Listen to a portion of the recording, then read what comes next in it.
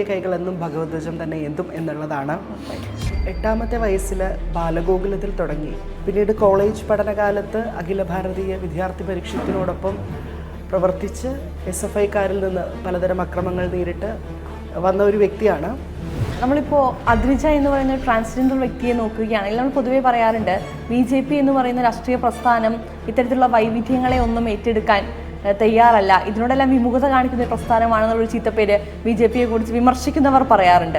Shri Suresh Gopi sir അദ്ദേഹത്തിൻ്റെ സ്വന്തം ഫണ്ടിൽ നിന്ന് 12ഓളം, എൻ്റെ ഓർമ്മ ശരിയാണെങ്കിൽ 12ഓളം ട്രാൻസ്ജെൻഡർ മനുഷ്യരുടെ സർജറി നടത്തുകയുണ്ടായി.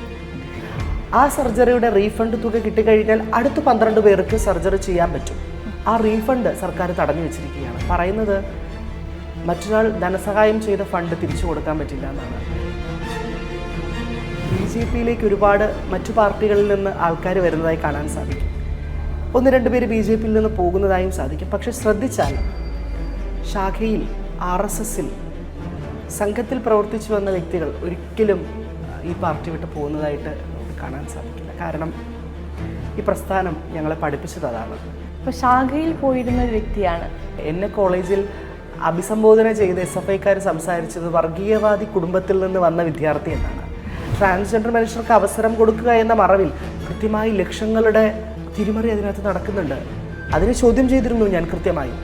വലിയൊരു മാറ്റത്തിൻ്റെ ഭാഗമാകാൻ, വലിയൊരു മാറ്റത്തിന് സാക്ഷിയാവാൻ കേരളം തയ്യാറെടുത്തുകൊണ്ടിരിക്കുകയാണ്. അതിൻ്റെ മാറ്റമാണ് തിരുവനന്തപുരത്ത് ഇപ്പോൾ നടന്ന കോർപ്പറേഷൻ തെരഞ്ഞെടുപ്പിൽ